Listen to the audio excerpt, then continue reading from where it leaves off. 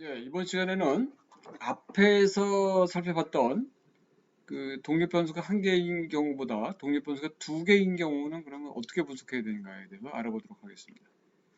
자, 그래서 이 경우에는 이제 우리가 독립변수가 두 개이기 때문에 그 이원 분산 분석이라고 합니다. 그래서 그 예를 들은 것이 그 아까 고객 서비스를 이제 세 가지로 구분했는데 이런 고객 서비스에 따른 그 판매량이 그럼 이제 그 지역별로 입지별로 어떤 차이가 있는가 뭐 이것을 이제 알아보도록 하겠습니다. 자, 그래서 이제 지역을 입지를 이제 거주 지역과 이제 상업 지역으로 두 개로 이제 구분했고요. 그래서 여기서 이제 코딩은 이제 이와 같이 했고 데이터는 이제 요거 이제 만든 겁니다. 그래서 그 이와 같이 해서 이제 우리가 24개 이제 데이터를 만들어서 판매량을 이제 여기 코딩을 하고요. 점포별로.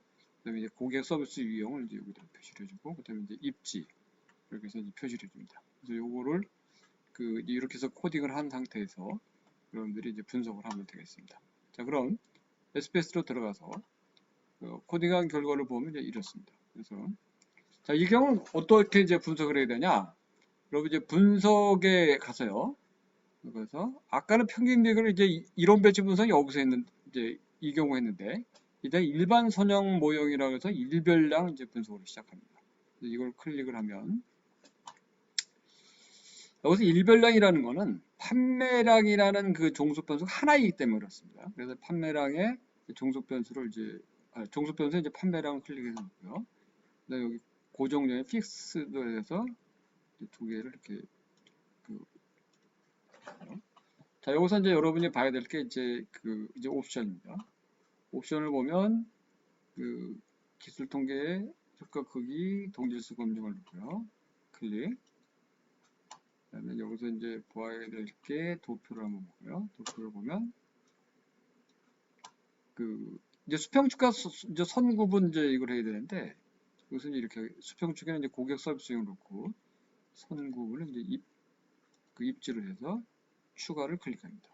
자, 그래서 계속.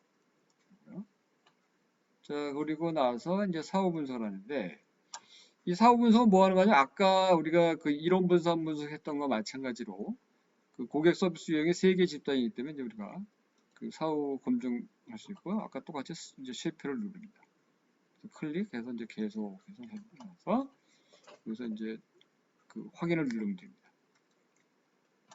자, 누르게 되면 그 여기 이제 분석 여기 기술 통계량 값들이 나오는데 그 상품 배달의 거주 지역의 상업 지역에 나오면서 아까 평균 값들이 나오고요. 그래서 여기 샘플 수가 나오고 전체 경품 추천, 뭐 교환 판매 통일하게 이제 이렇게 나오고요.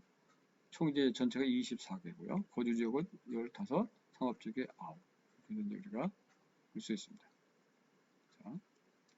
자, 여기서 보면 그 이제 분산의 그 동질성을 이제 봐야 되는데 여기 그 맨 위에 거 평균을 기준으로 합니다. 여기 값에서 보면 유효확률이 0.658이에요. 자, 이 소리는 결국 우리가 그 모집단의 분산에 대해서 동일하다고 이렇게 보고 그냥 그대로 분석을 하면 되겠습니다. 그래서 이 값을 이제 그대로 해석하면 되죠. 자, 그때 여러분들이 이제 봐야 될 그 내용이 이제 여기 그 개체간 그 효과 검증인데, 자, 여기에서 그 보면 그죠? 고객 서비스 유형을 볼까요? 고객 서비스 유형을 보면 자유도가 2이고요. 아까 3이었으니까 이제 2가 되고 평균 제곱값 나고 F값이 5.117, 유형인데 0.017이고요. 입지를 보면 입지는 그 F값이 0.050이고 유효확률이 0.816이에요. 그 요걸 보면 입지에 따라서 판매량의 차이가 이제 없다는 걸 우리가 알 수 있죠.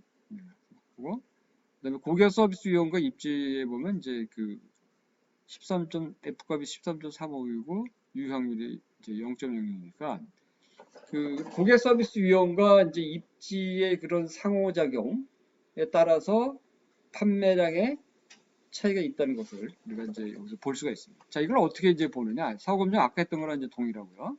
그러면 이 프로파일 이제 도표를 보면 상품 배달일 경우, 그러니까 이 상품 배달 경우에는 우리가 거주 지역에서 우리가 높다는 걸 우리가 알 수 있고요. 그다음에 경품 추천일 경우는 이제 상업지역에서 조금 높다는 걸 알 수 있고, 교환 판매는 그 거주지역이 좀 높으나 이 두 그룹 간에는 사실은 큰 차이가 없는 거죠. 그래서 잘 보면 상품 배달은 우리가 거주지역에서 우리가 하는 게 좋고, 그다음에 경품 추천은 상업지역에서 하는 게 좋겠다 하는 그런 그 결과를 우리가 여기서 이 도표와 표를 보고 알 수 있습니다. 자, 그러면 이걸 우리가 어떻게 정리를 하느냐? 정리를 보면요.